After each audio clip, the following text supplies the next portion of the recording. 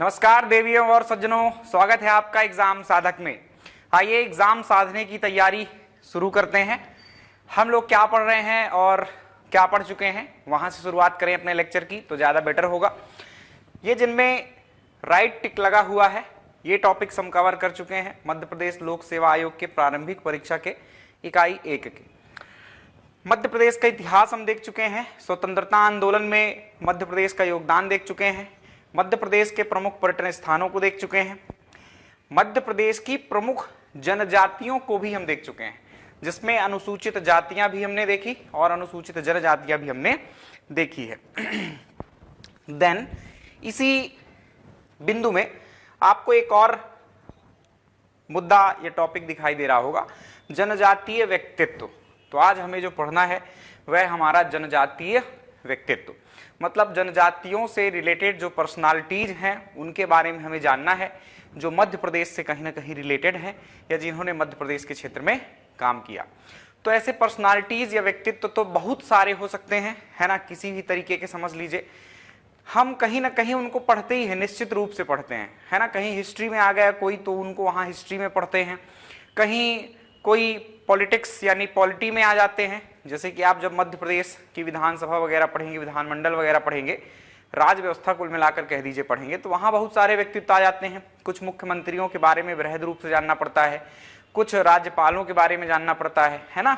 तो कहीं ना कहीं उनको पढ़ते सीखते ही हैं, ठीक। फिर भी एक जगह पर पढ़ने से ज़्यादा बेटर स्थिति क्लियर होती है। तो कुछ 2, 4, 10, 20 है ना, जितने होंगे अपने पास उनको देखते हैं जो महत्वपूर्ण है।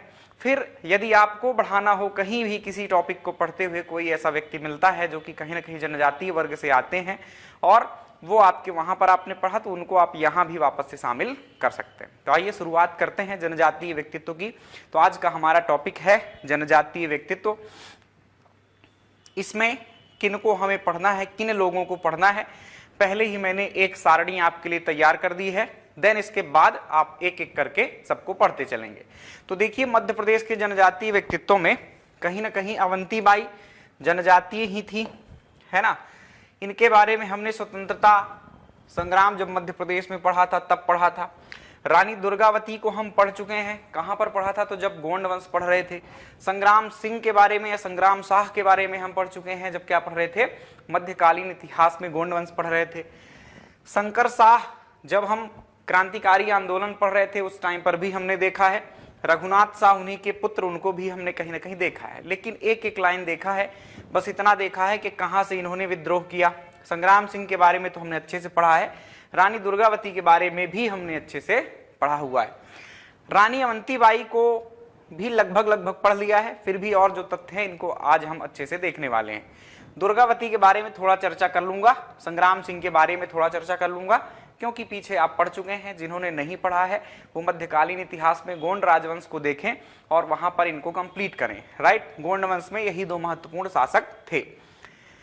रानी अवंतीबाई की सहायिका थी गिरधारी बाई, रानी दुर्गावती की सहायिका थी झलकारी बाई।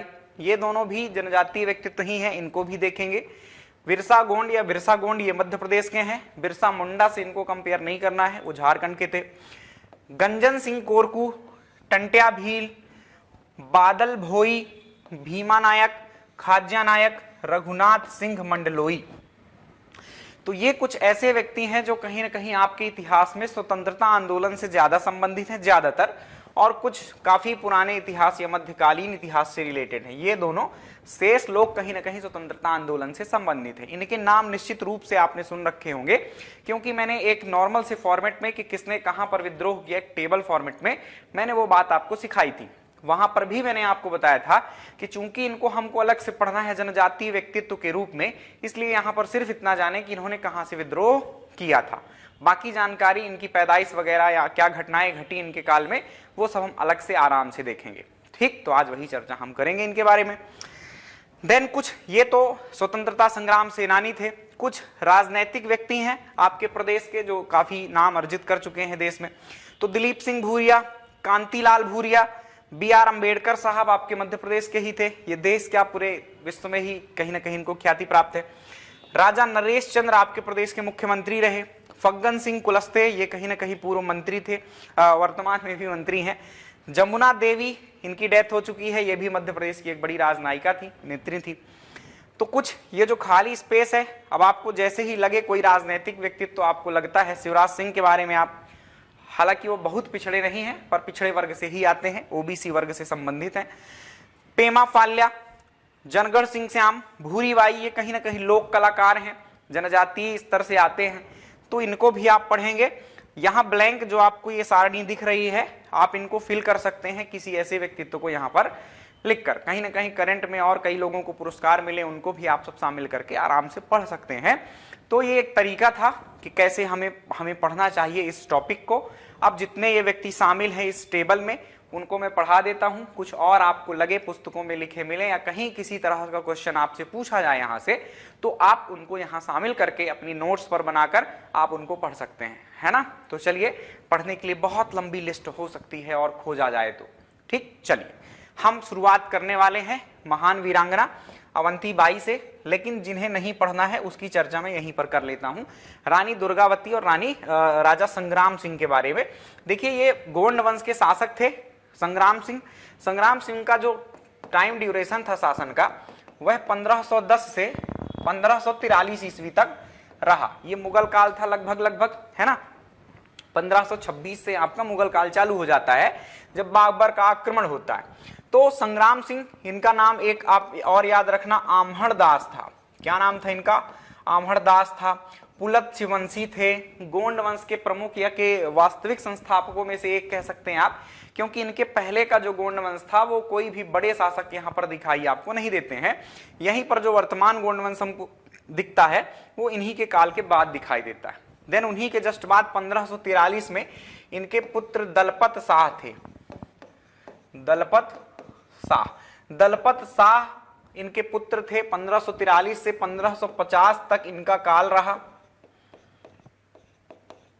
और इनका विवाह हुआ था रानी दुर्गावती से। इनकी मृत्यु हो जाती 1550 में दलपत शाह की। उसके बाद शासन की बागडोर रानी दुर्गावती के पास आ जाती है। रानी दुर्गावती 1550 में शासन सत्ता संभालती हैं। 1564 ईस्वी तक ये शासन करती हैं। 1564 ईस्वी में अकबर का आक्रमण होता है। यहाँ आसफ खां नाम के एक सेनापति ने यहाँ आक्रमण किया था और रानी दुर्गावती उसमें पराजित हुई और बलिदान प्राप्त हुआ उनको, है ना। ये संक्षिप्त में एक कहानी है। रानी दुर्गावती का जन्म आपका 5 अक्टूबर 1524 ईस्वी को हुआ था और उनका विवाह दलपत शाह से हुआ। आपके मुगल शासक के एक सेनापति, मुगलों के एक सेनापति आसफ खान ने यहाँ याद करना कि आक्रमण किया था। सेनापति का नाम इंपॉर्टेंट है। कई युद्ध हुए उनके बीच में। प्रथम शुरुआती युद्धों में तो रानी को विजय भी प्राप्त हुई, लेकिन उनकी सेना बहुत छोटी थी। तो यदि 20,000 लोगों से 1,000 लोग लड़ रहे हैं तो उनके मरे मान लो 10,000 भी मर गए और यहाँ 500 भी गए, तो इनकी तो आधी हो गई सेना, है ना। तो ऐसे दिक्कत हो गई शुरू में और बाद में इनको पराजय का मुख देखना पड़ा और इन्हें जो है तो अपनी कटार से अपने छाती में भोंककर इन्होंने आत्म बलिदान प्राप्त किया। तो ये संक्षिप्त कहानी है, आप पीछे पढ़ चुके हैं इसलिए मैंने ये निचोड़ ही बताया है। शुरुआत हम कर रहे हैं रानी अवंतीबाई से। किस समुदाय की थी ये? तो लोधी समुदाय की थी, ये याद रखें आप। आइए जानते हैं इनकी कहानी। हालांकि इनको भी मैं सुना चुका हूं, आपको उतना डिटेल में नहीं पढ़ाया था, अब देख लेते हैं यहाँ पर, है ना। रानी अवंतीबाई का जन्म हुआ था 16 अगस्त 1831 ईस्वी को। ये डेट अब महत्वपूर्ण है क्योंकि जनजातीय व्यक्तित्व हैं। पहले तो नहीं पढ़ाया जाता था, ना याद करवाया जाता था, लेकिन अब के लिए डेट वगैरह भी इंपॉर्टेंट हो गई है कि कब किसका जन्म हुआ और कब मृत्यु तो देखो बलिदान जरूरी ही है, ये पहले भी इंपॉर्टेंट थी डेट, लेकिन जन्म की तिथि आवश्यक नहीं थी। अब आप लोग याद कर लेना, कहीं ना कहीं इनके आयोजन होते हैं। राज्य सरकार भी काफी कुछ काम कर रही है।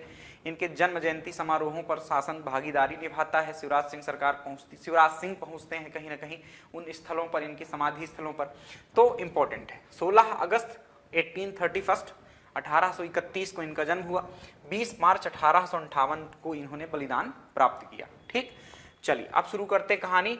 भारत के प्रथम स्वाधीनता संग्राम में महत्वपूर्ण भूमिका निभाने वाली प्रथम महिला शहीद वीरांगना, एक तथ्य आपको यहीं पर मिल गया। दूसरा तथ्य एक्चुअली ये भी आप याद रखें कि इनका काल क्या है।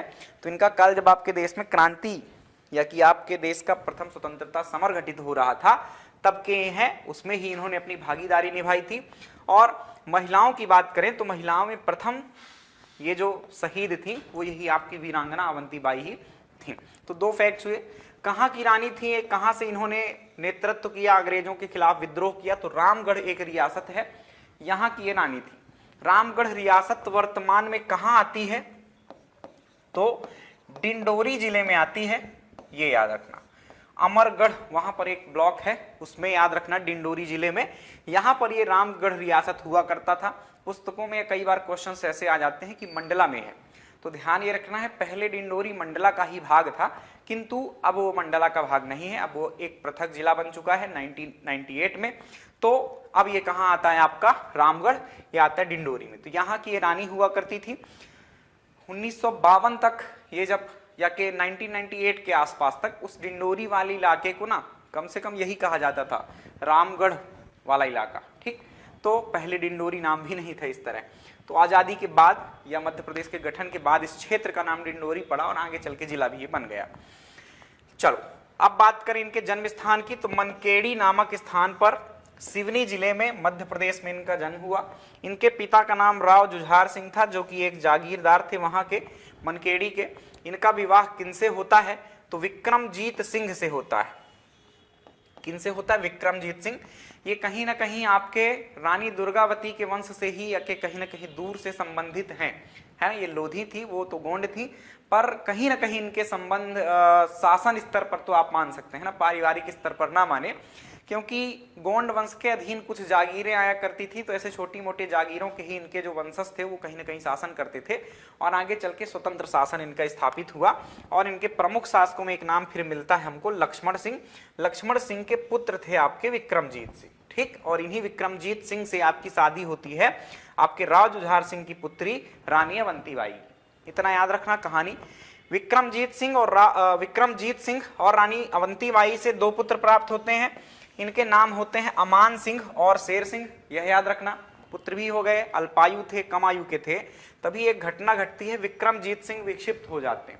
विक्षिप्त का मतलब दिमागी संतुलन ठीक नहीं था इनका, है ना। कहानी अभी समझेंगे, अभी ध्यान रखिए इतने नाम।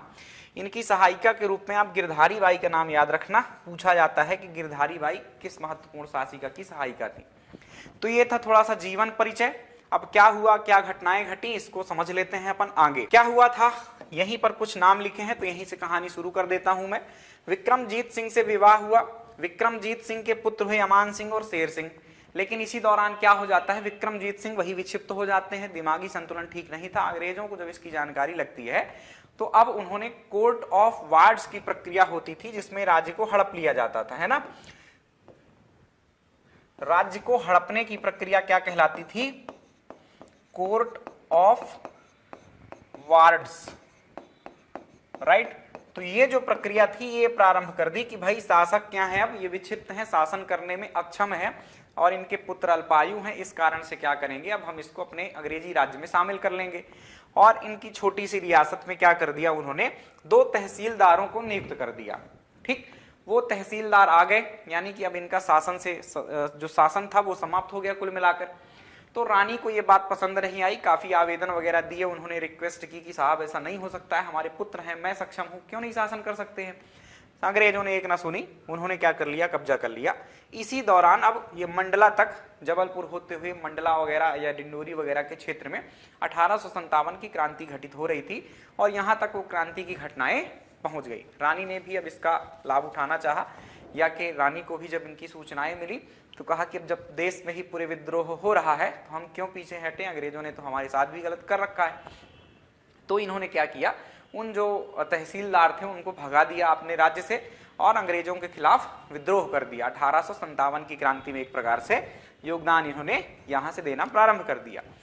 ये मतलब शुरुआती तौर पर जो अंग्रेज यहाँ थे उनको तो मार भगाया, पूरे मंडला और डिंडोरी रीजन को इन्होंने स्वतंत्र कर लिया और एक संक्षिप्त अवधि के लिए नवंबर दिसंबर से लेकर फरवरी तक यहाँ पूरे क्षेत्र पर इन्होंने शासन भी किया, है ना। लेकिन फिर अंग्रेज जब दूसरी जगहों से थोड़ा सा फ्री हुए तो यहाँ उनका ध्यान गया और उन्होंने फिर अपनी सेना बनाकर वार्डन नामक एक अधिकारी को यहाँ नियुक्त किया और उसको भेजा कि अब इसको क्या करना है, कब्जे में लेना है।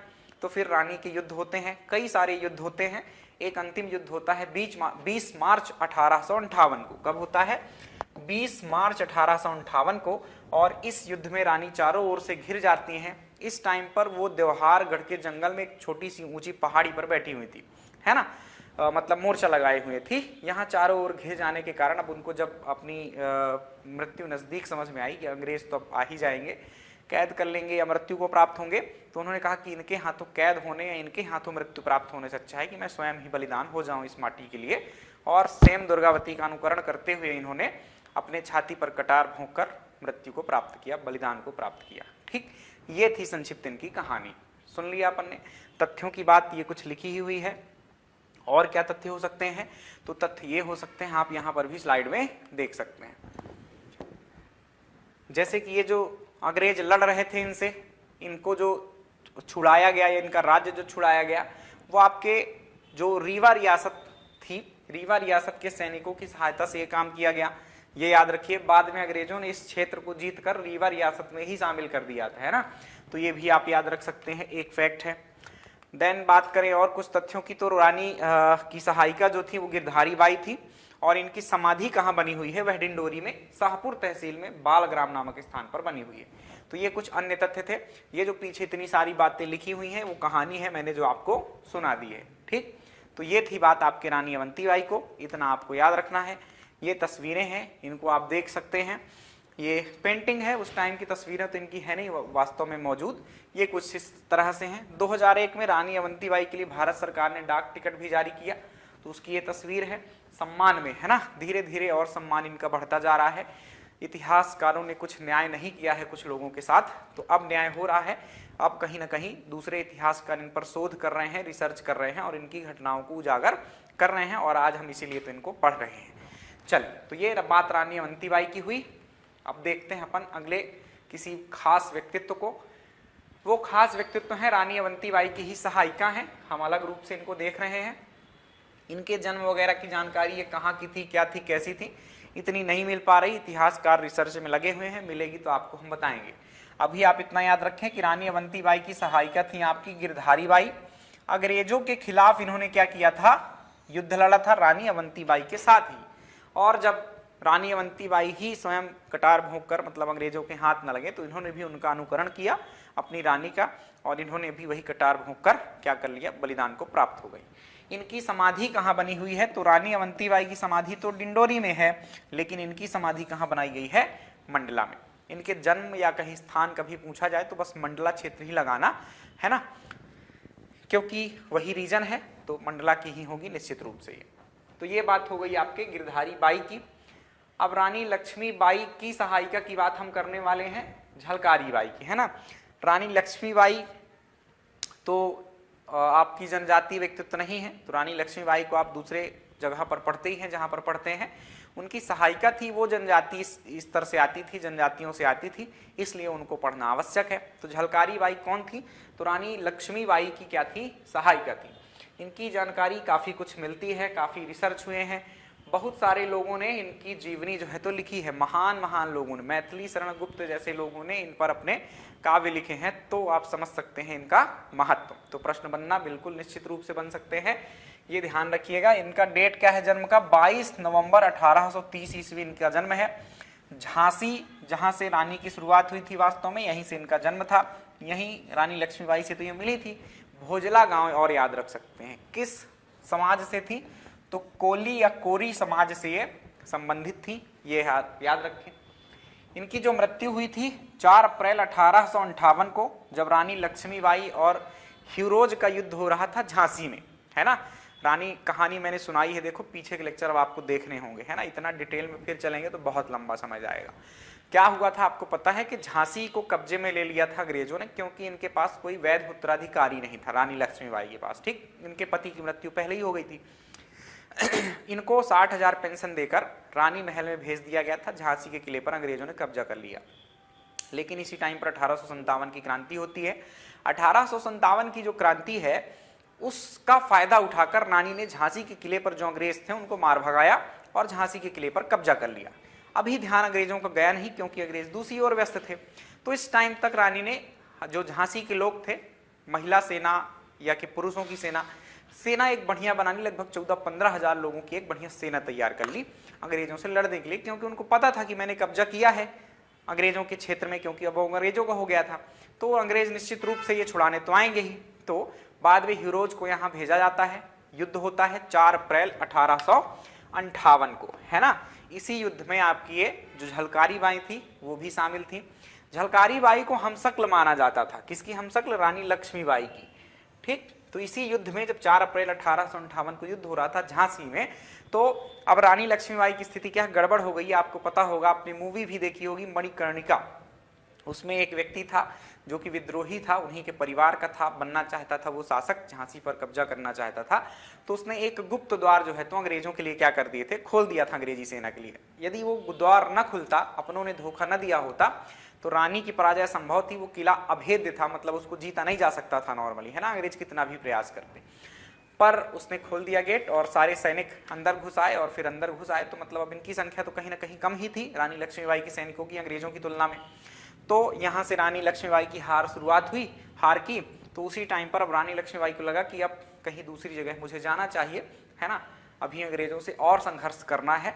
तो वो जो है तो यहाँ से कालपी की ओर निकल जाती हैं अपने बच्चे दामोदर राव को लेकर कालपी की ओर, है ना। कालपी उत्तर प्रदेश के जालौन जिले में आता है। ये झांसी से कालपी की ओर चली गई। यहाँ पर अंग्रेज कंफ्यूज थे, अंग्रेजों को पता ही नहीं चला कि रानी क्या हो चुकी है, यहाँ से चली गई है। रानी लक्ष्मीबाई की जो हमशक्ल झलकारी बाई थी, ये उनके वेश में युद्ध लड़ती रही अंग्रेज से। अंग्रेज इनके पीछे पड़े रहे। अंत में जाकर इनको पकड़ लिया गया, हीरोज ने इनको पकड़ लिया। हीरोज के सामने ये प्रस्तुत की गई। हीरोज ने कहा कि क्या किया जाए आपके साथ, है ना। वो तो लक्ष्मीबाई ही समझ रहा था। तो ये भी इतनी बहादुर थी, न डरी न कुछ हुआ। इनको कहा कि जो करना हो आपको, संभवतः जो आप करते हैं सेनानियों के साथ, फांसी देते हैं तो आप फांसी दे सकते हैं, मुझे कोई प्रॉब्लम नहीं है ना। इनकी वीरता देखकर अब इतिहासकार दो बातें बताते हैं। ऐसा कहते हैं कि हीरोज ने इनको बाद में माफ कर दिया था, कैद किया था कुछ समय तक और बाद में माफ कर दिया। लेकिन इतनी महान वीरांगना यदि इनको छोड़ दिया जाता और ये वापस रानी लक्ष्मीबाई के पास न जाती, यह भी एक संशय की बात है ना। तो निश्चित रूप से यह पता चलता है कि कहीं ना कहीं इनको फांसी पर ही चढ़ा दिया गया या कि ये भी मौत को प्राप्त हुई थी।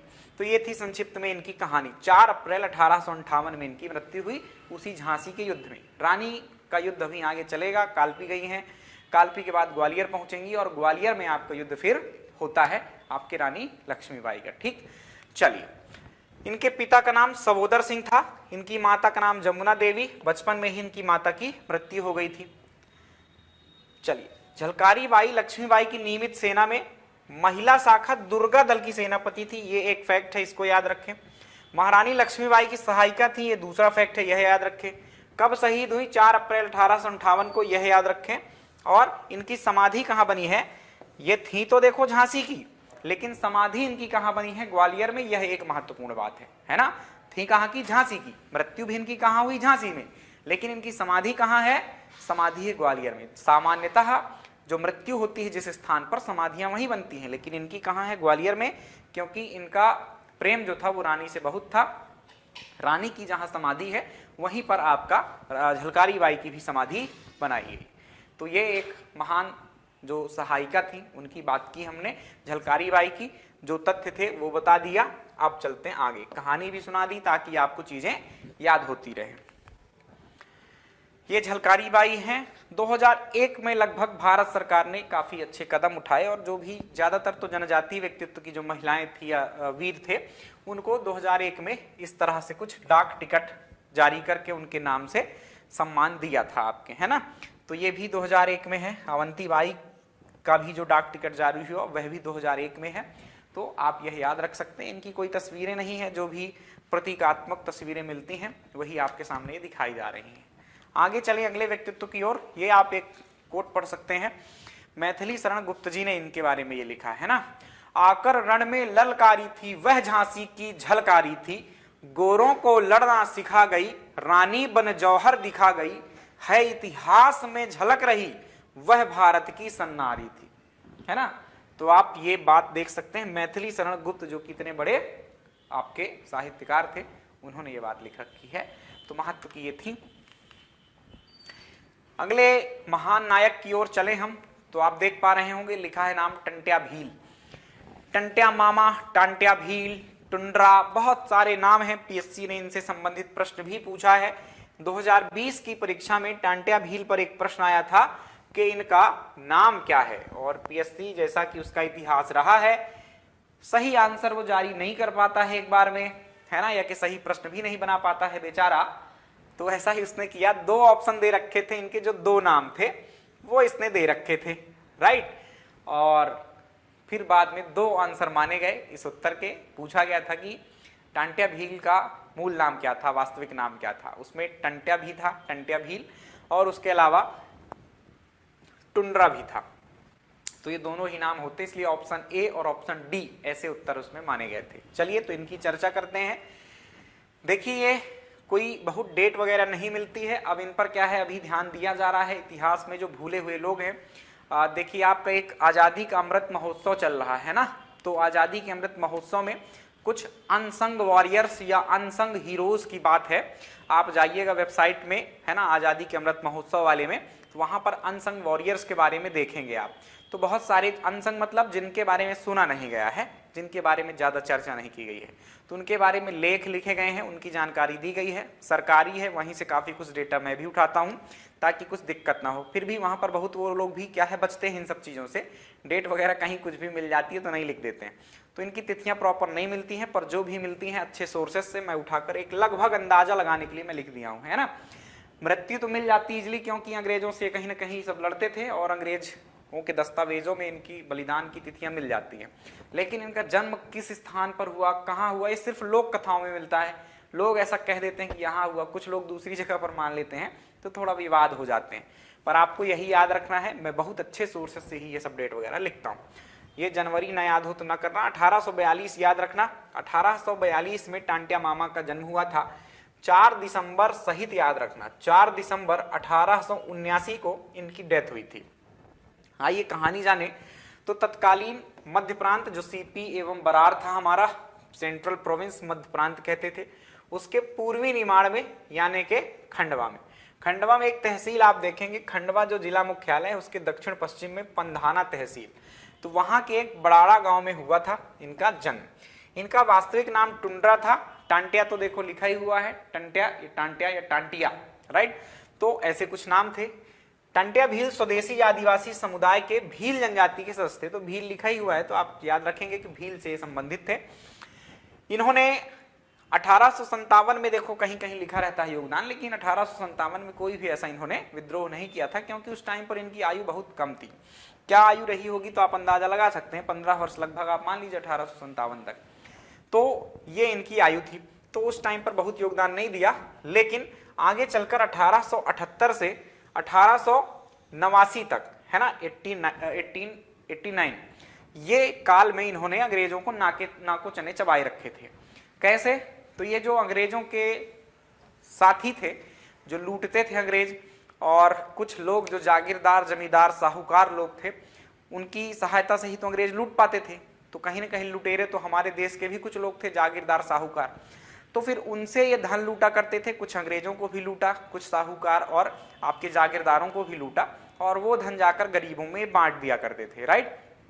तो ये लगभग इस काल में इन्होंने ऐसी सारी घटनाएं कर रखी थी।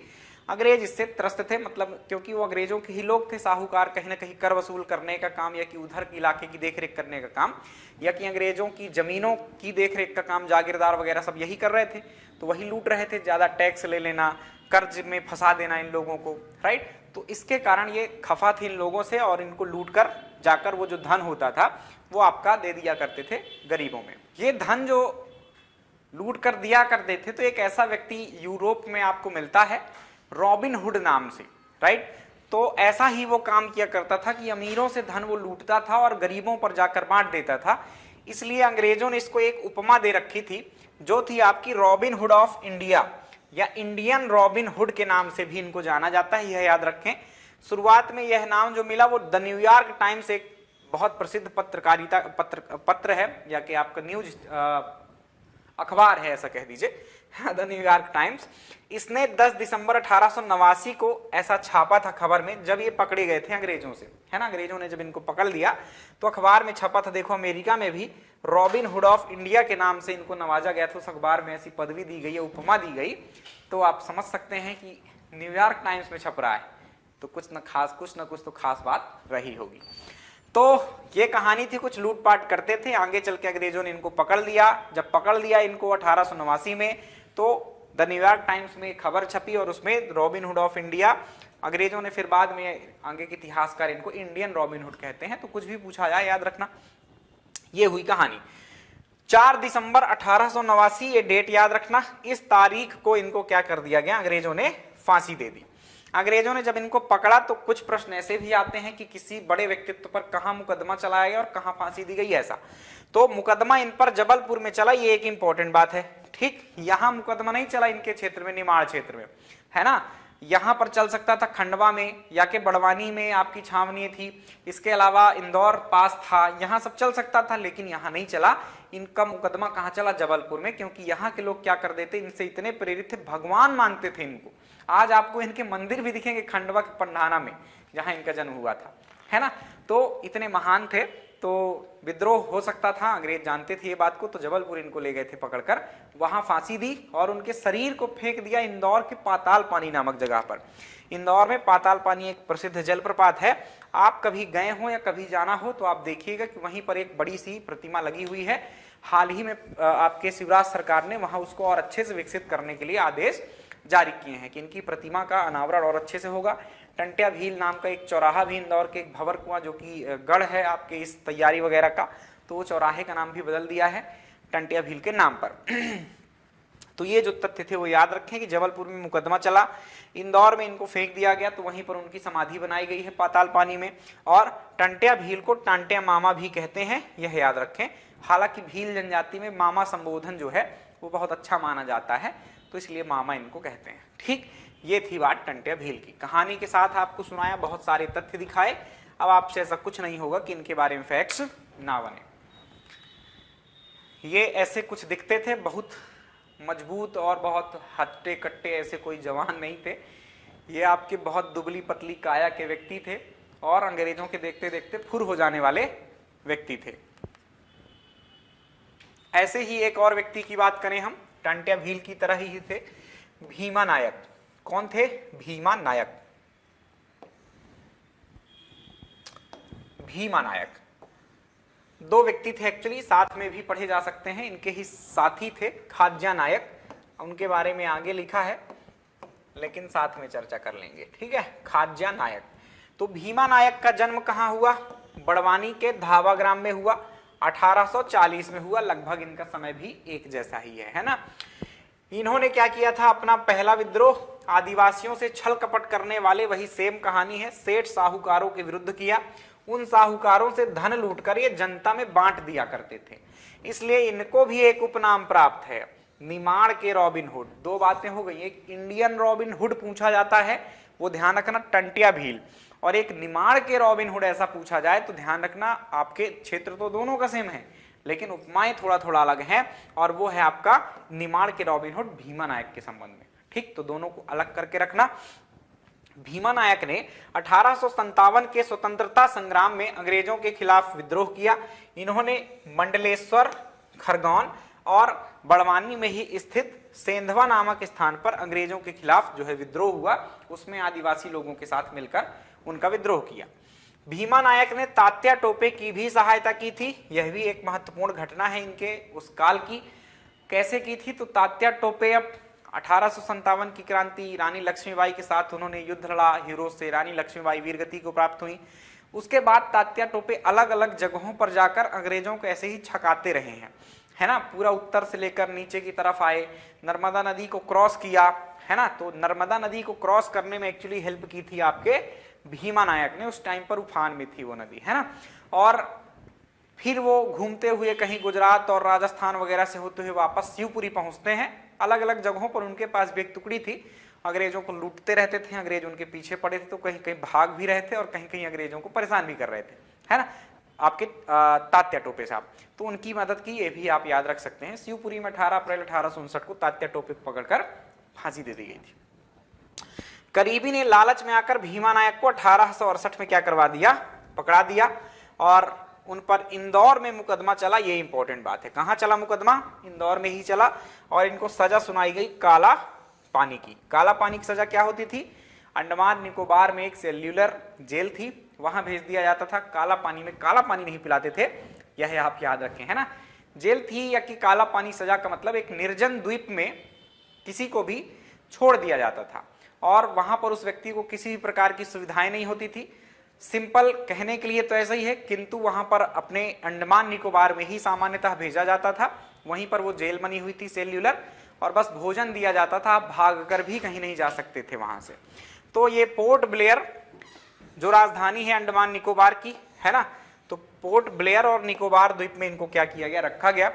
29 दिसंबर 1876 को क्या हो जाती है, इनकी मृत्यु हो जाती है। अपने आप हो गई या कि फांसी दे दी गई, इस पर विवाद है।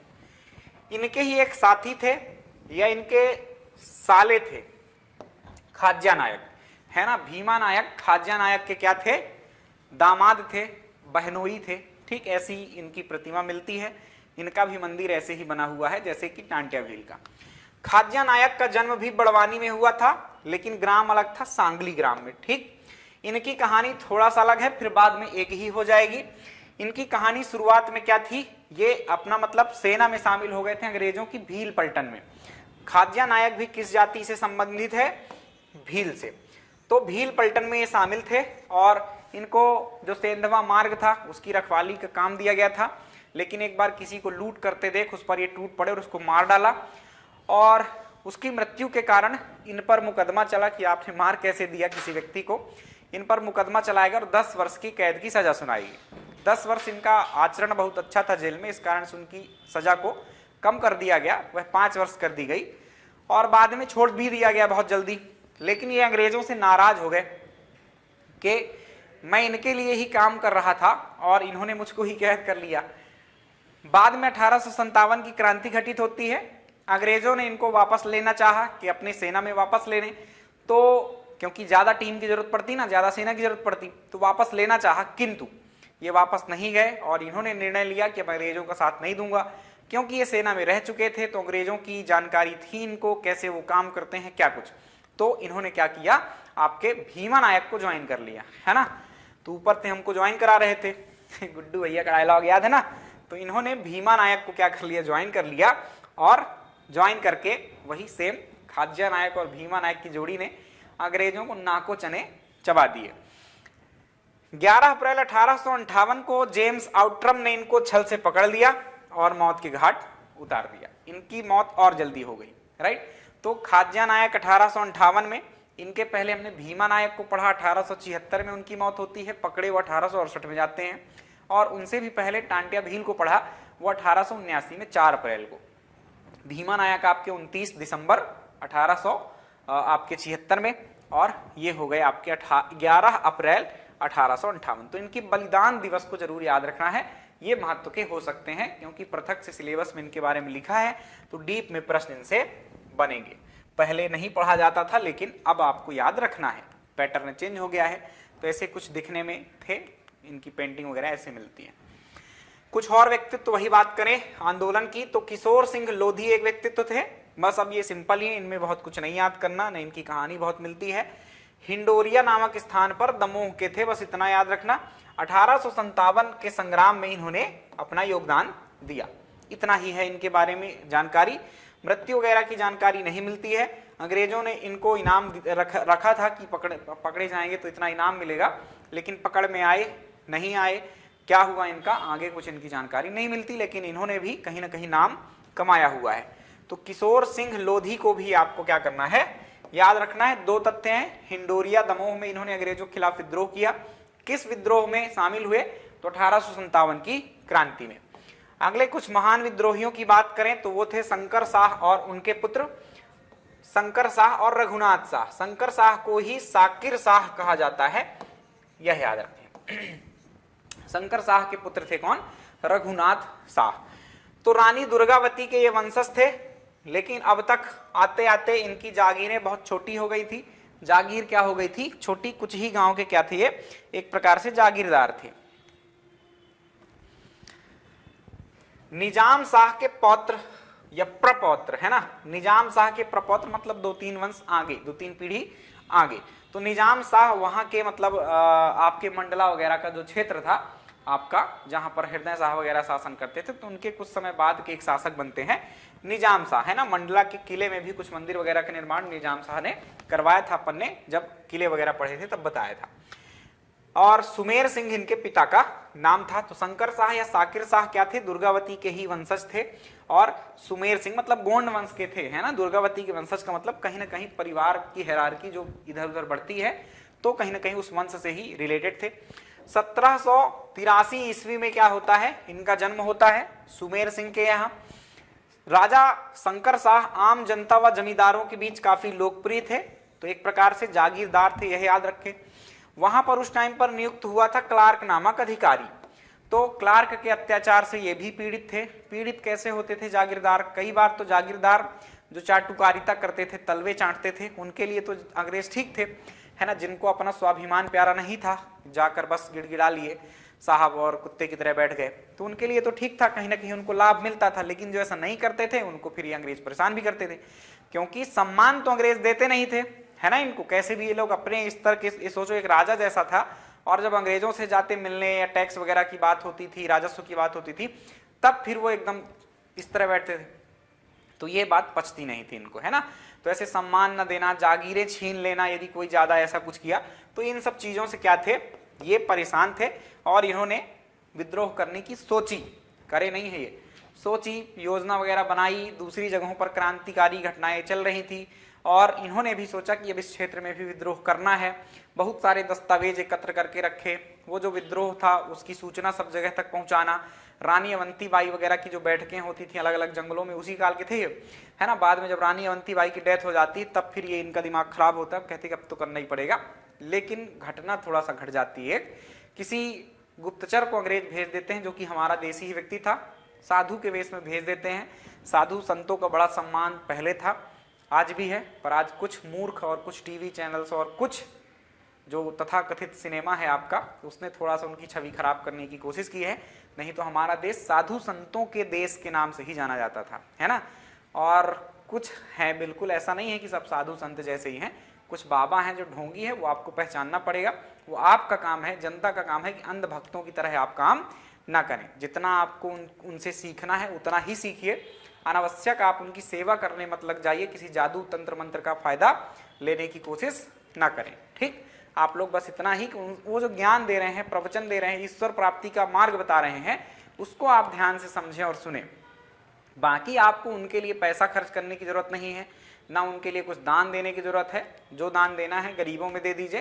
विवेकानंद का कहना है कि मानव सेवा ही सर्वोच्च सेवा है। चलिए, ज्ञान इतना ही, आगे बढ़ते हैं। शंकर शाह या साकिर शाह, इनके पुत्र रघुनाथ शाह गढ़ मंडला में इन्होंने क्या कर दिया था, एक प्रकार से स्वतंत्रता के लिए प्रयास किए। लेकिन कैप्टन क्लार्क ने धोखे से वही साधु वेश में एक व्यक्ति को भेजकर सारी योजना जान ली और इनके घर पर छापा मार दिया। और छापे में बहुत सारे दस्तावेज मिले जो कि अंग्रेजों के खिलाफ थे। उसका फायदा उठाकर उन्होंने मुकदमा चलाया और इनको फांसी दे दी गई 18 सितंबर 1857 को। एक्चुअली फांसी नहीं दी गई, ये महत्वपूर्ण बात है ना। नॉर्मली सबको फांसी दी जाती थी, काला पानी की सजा, ये अलग प्रकार की सजा थी। ऐसा प्रश्न पूछा जाता है कि निम्नलिखित में से कौन से स्वतंत्रता सेनानी को तोप के मुख में बांधकर उड़ा दिया गया। तो ये दोनों ही पिता पुत्र जो थे, शंकर शाह और रघुनाथ शाह, इन दोनों को तोप के मुख में बांधकर उड़ाया गया था। ये एक सजा खतरनाक तरीके की थी, तो ये अलग से प्रश्न बनता है आपसे। तो ये कुछ बात थी आपके शंकर शाह या रघुनाथ शाह की। आइए अब अगले क्रांतिकारी की हम बात करने वाले हैं। ये ऐसे इनकी पिता पुत्र की जोड़ी आप देख सकते हैं, अमर शहीद कुंवर रघुनाथ शाह, अमर शहीद राजा शंकर शाह। बिरसा गोंडा, विरसा गोंड की बात करें तो इनके बारे में बहुत डिटेल नहीं है, बस आपको कुछ बातें याद रखना है कि नर्मदा घाटी क्षेत्र में, कहां पर, बैतूल में। बैतूल के कहां पर, घोड़ा डोंगरी में। घोड़ा डोंगरी में भी बैतूल में एक शाहपुर तहसील है, आप नक्शे को नजर मारिएगा, दिख जाएगी आपको। शाहपुर क्षेत्र में क्या किया था इन्होंने, विद्रोह किया था। ये जब भारत छोड़ो आंदोलन चल रहा था तब की घटनाएं हैं। 19 अगस्त 1942 के आसपास की घटना है। बिरसा गोंड और अन्य क्रांतिकारियों ने मिलकर बैतूल जिले के घोड़ा डोंगरी के शाहपुर क्षेत्र के रेलवे स्टेशन पर आंदोलन किया और उनकी पटरियां फटरियां उखाड़ दी। आगे जो लिखा है थोड़ा सा फॉन्ट मिसमैच हो गए। पटरियां वटरियां उखाड़ दी, जो उस टाइम पर संचार तंत्र था उसको ध्वस्त करने का प्रयास किया। इस दौरान पुलिस ने बिना चेतावनी दिए गोलियां चला दी, जिसमें आपके बिरसा गोंड शहादत को प्राप्त हुई। तो इस प्रकार से आपके बिरसा गोंड की कहानी है। क्या प्रश्न है, तो बिरसा गोंड ने कहाँ विद्रोह किया? बिरसा गोंड ने आपके बैतूल के शाहपुर क्षेत्र में विद्रोह किया और स्वतंत्रता संग्राम के प्रमुख क्रांतिकारी थे। रिलेटेड किससे थे, सबको 1857 की क्रांति में नहीं झोंक देना है, कुछ लोग बाद में भी काम करते हैं।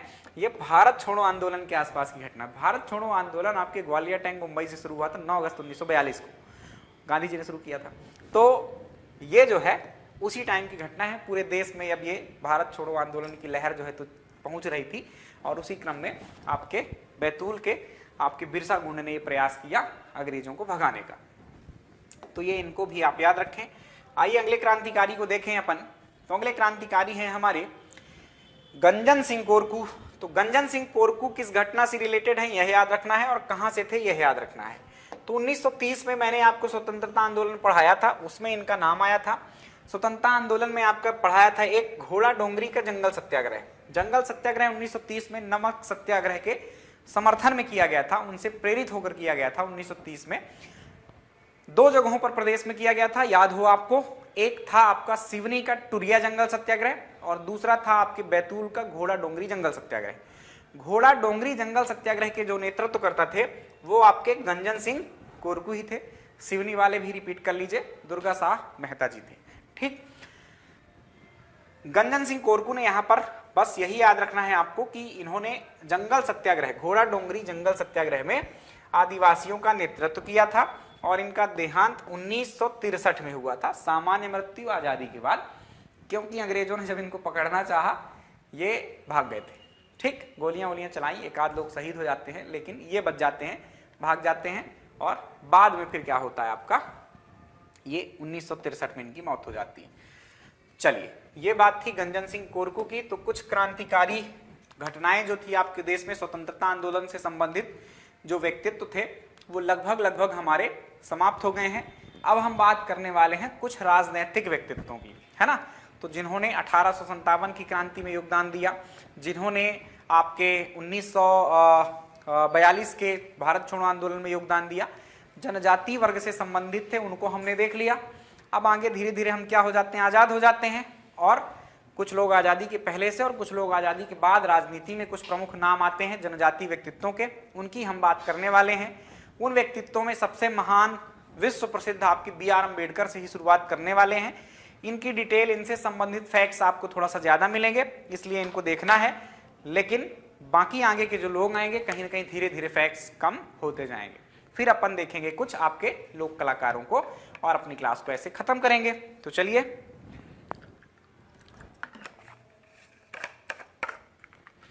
जानते हैं बी.आर. अम्बेडकर को।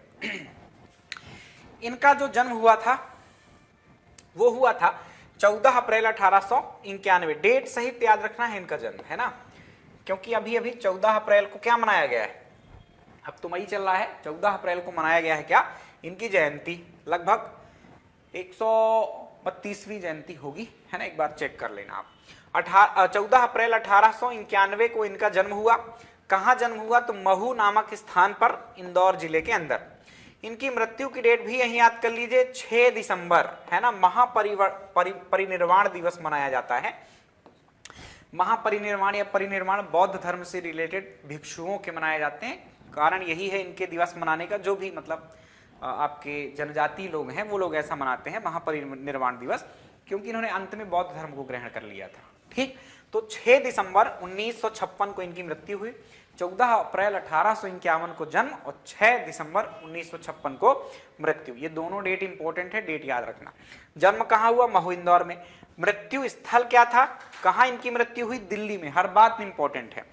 इनकी समाधि स्थल मुंबई में है, इनका समाधि स्थल, जिसको चैत्य भूमि के नाम से जाना जाता है। तो जो महान व्यक्तित्व है आपके भारतीय राजनीति में, उनके कुछ जो जब मृत्यु होती है, कोई प्रधानमंत्री है कि जवाहरलाल नेहरू, इंदिरा गांधी है, राजीव गांधी है, इनको जो स्थान दिया जाता है उस स्थान का यानी समाधि स्थल का नाम रखा जाता है, या कि पहले से ही रखा होता है। तो इनके समाधि स्थल का नाम है चैत्य भूमि, और ये आपके मुंबई में है। चैत्य जो टर्म है ये कहीं ना कहीं आप बौद्ध धर्म से ही रिलेटेड मानते हैं। स्तूप है, चैत्य है, और बिहार है। तो चैत्य पूजा स्थल होता है बौद्धों का। यहां से कनेक्ट करके आप इजिली याद रख पाएंगे कि बी.आर. अम्बेडकर का जो समाधि स्थल है उसको किस नाम से जाना जाता है, राइट, चैत्य भूमि। ये ट्रिक मेरे पास क्योंकि नहीं होती, मैं ऐसे ही एक चीजों को क्या कर देता हूं, कनेक्ट करता हूं। इनकी जाति भी इंपॉर्टेंट है। प्रश्न आता है कि बी आर अम्बेडकर साहब किस जाति से संबंधित थे, तो महार जाति से, अनुसूचित जाति में शामिल है यह जाति, आप इसको याद रखें। बाबा साहब को देश एक महान कानूनविद, राजनेता और अर्थशास्त्री, समाज सुधारक के रूप में देखता है। कितनी सारी चीजें थी, कानून की कितनी डिग्रियां प्राप्त की, राजनीति में इतनी सारी डिग्रियां प्राप्त की, कई 3-3 पीएचडी कर रखी है उनने, है ना, अर्थशास्त्र में कर रखी है, और समाज सुधारक यानी दलितों के उद्धारक के रूप में तो वो जाने ही जाते हैं। तो कितनी पढ़ाई की है उन्होंने। इनके जैसा मतलब संविधान सभा में कोई पढ़ा लिखा इक्का दुक्का ही लोग थे, ऐसा कह दीजिए, है ना, थे, ऐसा नहीं है कि जो पढ़े लिखे नहीं थे, लेकिन इक्का दुक्का लोग ही थे। एम एन रॉय जैसे थे, बहुत पढ़े लिखे थे। चलिए, तो कानूनविद, राजनेता, अर्थशास्त्री, समाज सुधारक थे। बाबा साहब के नाम से इनको जाना जाता है ना। भीमराव अंबेडकर, ये पूरा नाम भी ध्यान रखना जिसको ना पता हो, भीम आर्मी वगैरह ऐसी कुछ चीजें जो चलती हैं, तो बाबा साहब के नाम से इनको जाना जाता। तो ये एक एक बात यहाँ पर क्या थी, आपकी तथ्यात्मक थी, इनको याद रखना है बी आर अम्बेडकर के बारे में। कहानी अभी समाप्त नहीं हुई है, बहुत सारे तथ्य हैं आपके लिए बी आर अम्बेडकर साहब के बारे में।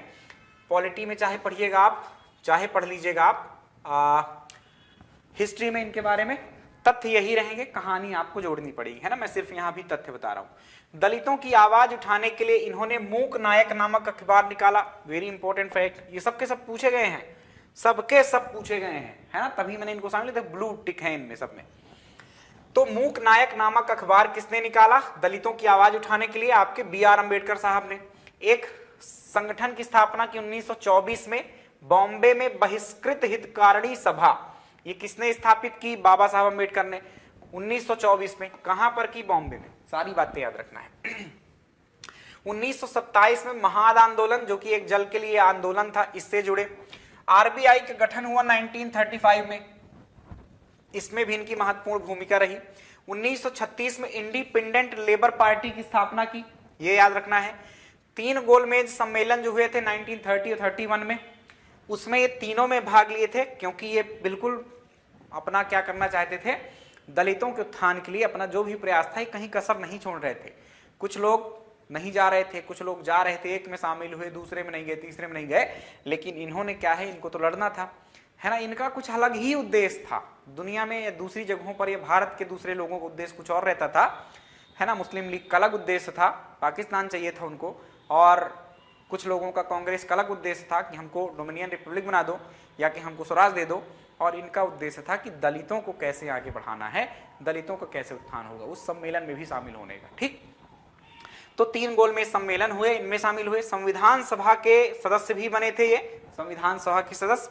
29 अगस्त 1947 को गठन हुआ था प्रारूप समिति का, है ना, ड्राफ्टिंग कमेटी, उसके ये अध्यक्ष थे, जिसमें टोटल 7 सदस्य थे, अध्यक्ष सहित।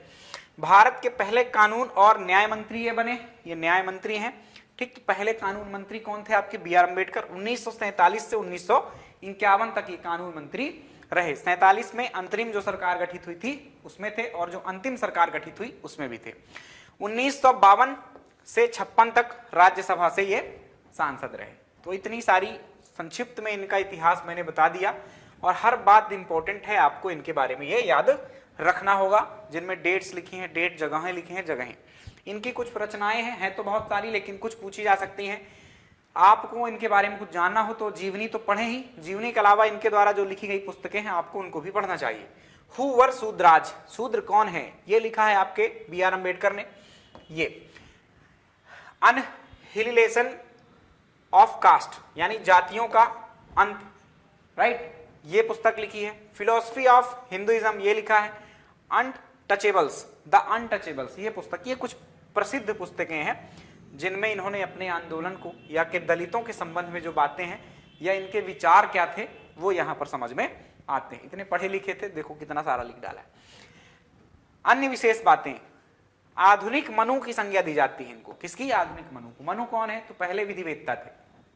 विधि या कानून का मतलब एक ही होता है। पहले विधि का निर्माण किसने किया था? राजा मनु, ऐसे माने जाते हैं पौराणिक कथाओं के अनुसार। तो इनको आधुनिक मनु की संज्ञा दी जाती है। हालांकि ये मनुवाद के खिलाफ थे, उन्हीं के नाम पर संज्ञा दे दी गई है। देख रहे हैं आप लोग अत्याचार इतिहास का। मनु स्मृति इन्होंने जला दी थी। ठीक है, भारत के संविधान के पिता कहा जाता है इनको।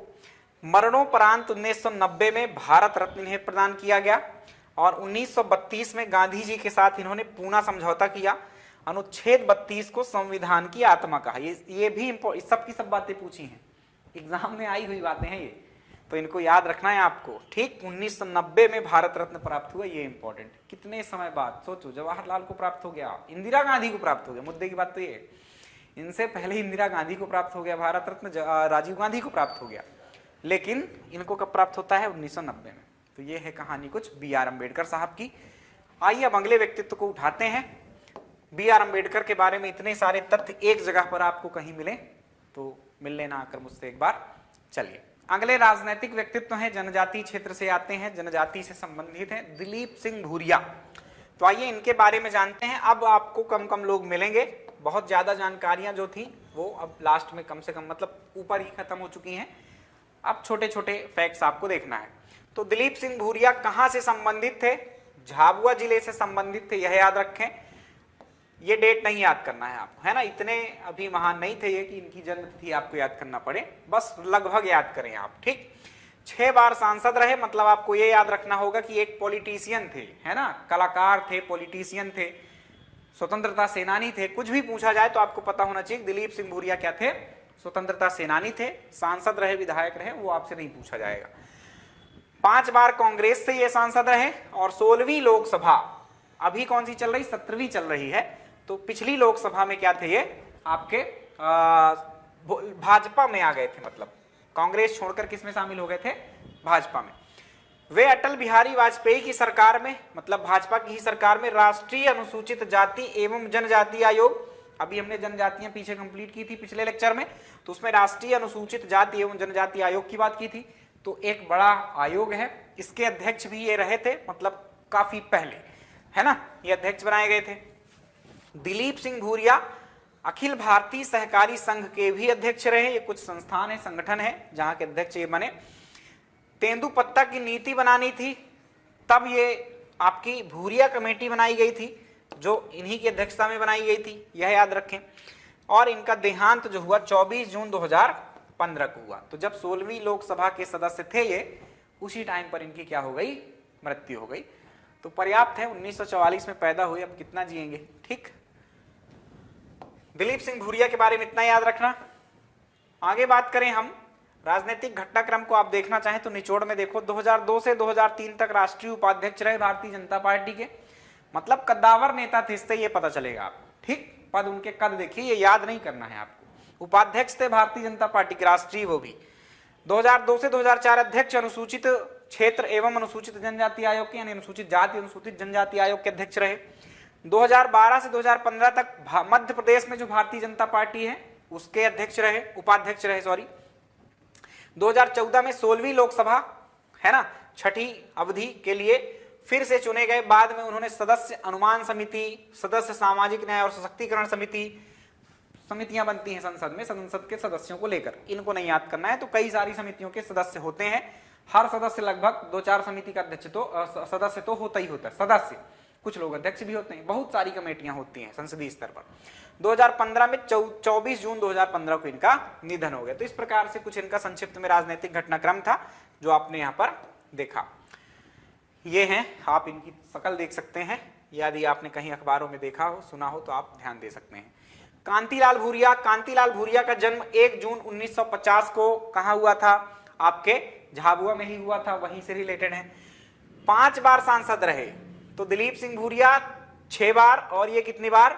5 बार रहे, 5 बार सांसद रहे। कांतिलाल भूरिया वर्तमान में मध्य प्रदेश विधानसभा में विधायक के पद पर निर्वाचित है, मतलब अब ये क्या है? 5 बार सांसद तो थे लेकिन वर्तमान में ये विधायक है। भारतीय राष्ट्रीय कांग्रेस पार्टी से संबंधित है। आप पीछे जो दिलीप सिंह भूरिया थे वो 2 पार्टियों से रिलेटेड थे, एक तो कांग्रेस, बाद में वो किससे हो गए थे? बीजेपी से। ये किससे हैं? ये कांग्रेस से ही हैं। श्री कांतिलाल भूरिया को भारत सरकार की 15वीं लोकसभा, 15वीं मतलब अभी चल रही 17वीं, उसके पहले कौन सी थी? 16वीं, और उसके पहले 15वीं। तो 15वीं मतलब कांग्रेस के जमाने की बात है।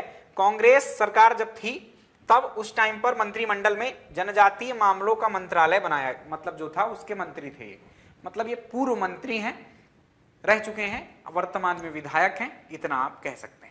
तो ये कांतिलाल भूरिया की बात थी। कभी पूछा जाए क्या थे ये, तो ये पॉलिटिशियन थे।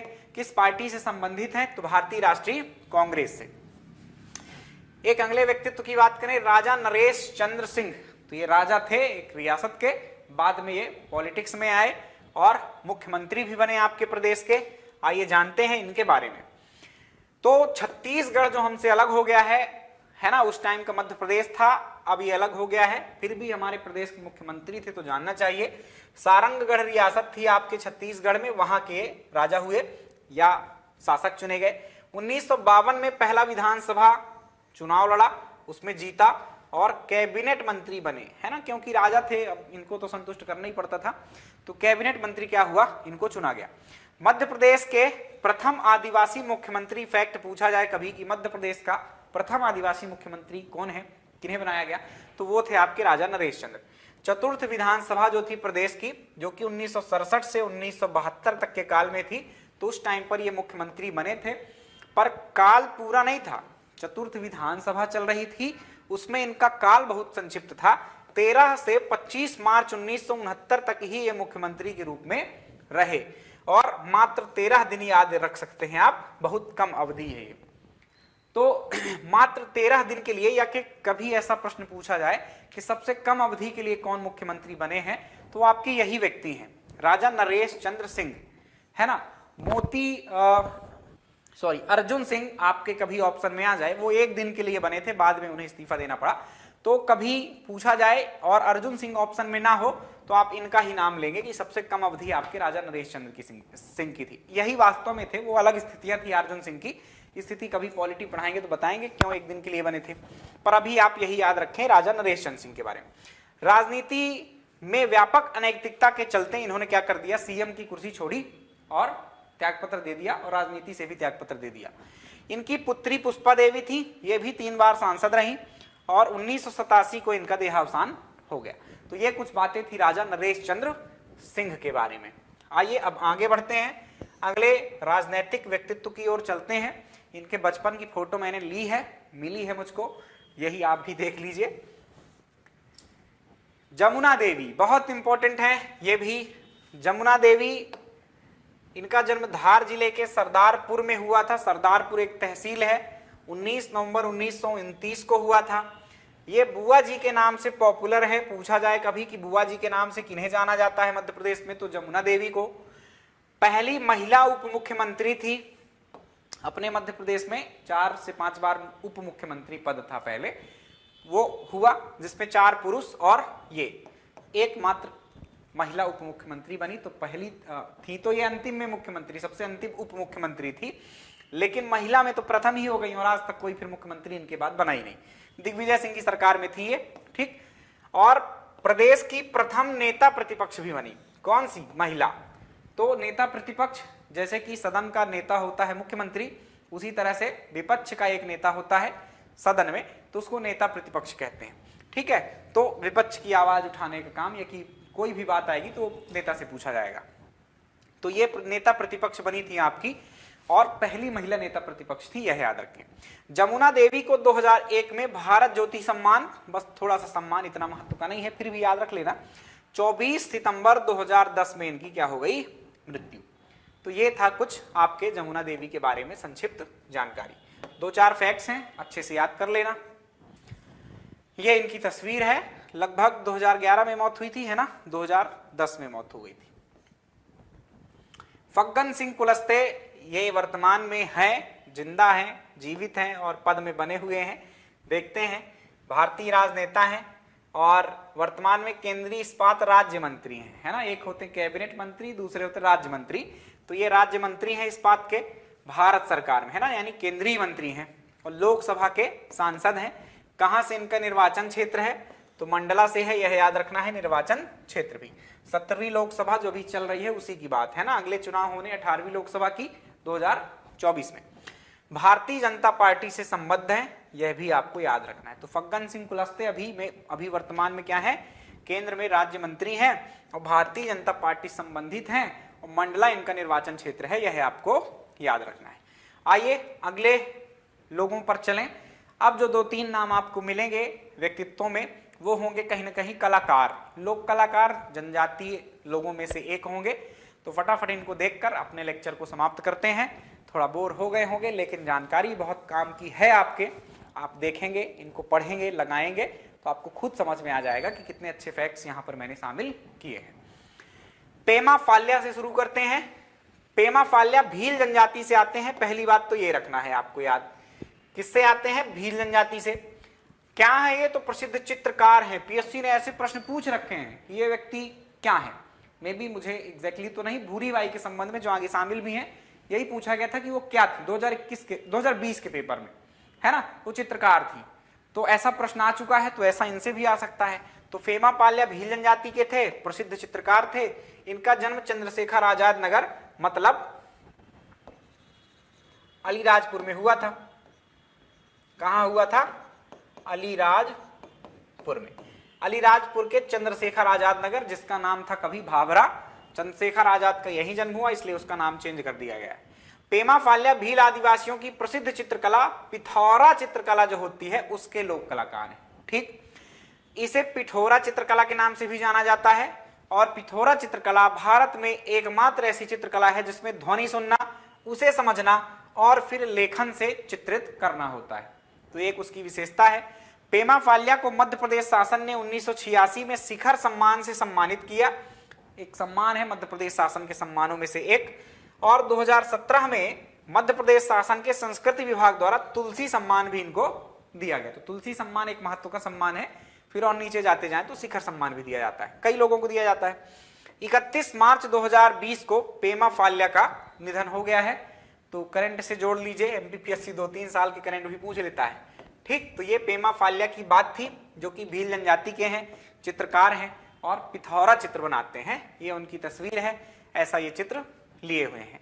कहीं ना कहीं इनके केंद्र में घोड़े वगैरह जरूर रहते हैं।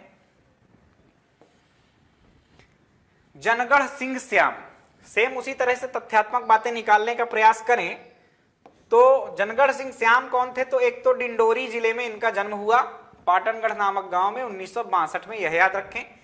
किस जनजाति से थे? तो गोंड जनजाति से। ये इंपॉर्टेंट बात है, किस जनजाति से थे? गोंड जनजाति से।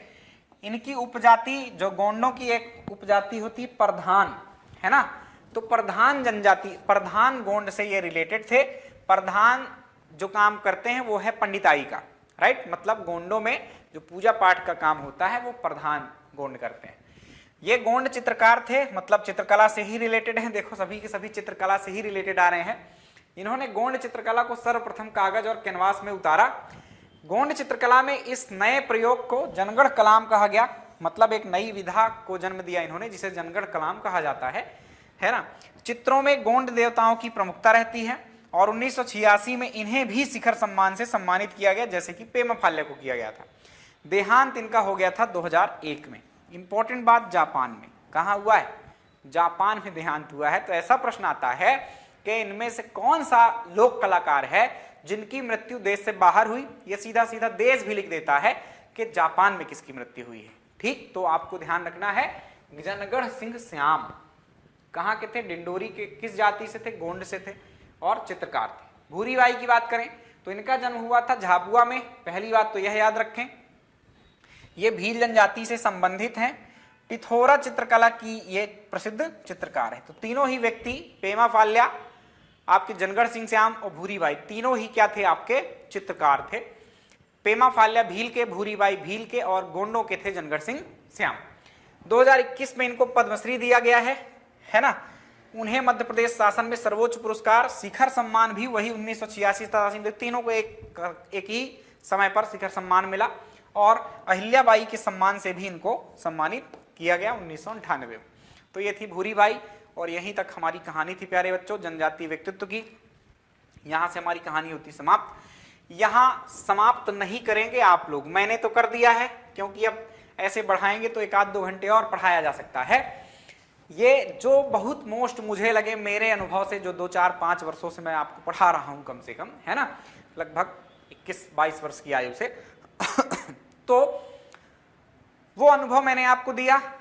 आगे का अनुभव भी मैं आपको दे देता हूं। अनुभव यह है कि खत्म नहीं हुई है बात, और भी व्यक्तित्व हैं, कहीं ना कहीं इतिहास में बहुत सारे ऐसे नाम हैं जो जनजाति क्षेत्र से आते हैं। हालांकि उनको कहीं ना कहीं आप पढ़ते हैं, ऐसा नहीं कि वो छूट गए हैं, पर इसी सूची में आप शामिल कर लें, इसी को टॉपिक बनाकर, चैप्टर बनाकर इसी में आप उनको लिखें, तो एक साथ याद करने में सुविधा रहती है हमको, है ना। उनके नाम याद रहते हैं, एक दूसरे से कंपेयर कर पाते हैं आप। जैसे यहाँ 3 नाम लिखे हैं, कोई गोंड के थे, कोई चित्रकार है, और दूसरे फील्ड के हो सकते हैं, है ना। कोई भित्ति चित्र बना सकता है, कोई कुछ और काम कर सकता है, गुड़िया शिल्प बना सकता है, तो उनको भी सबको शामिल कर सकते हैं आप, राइट।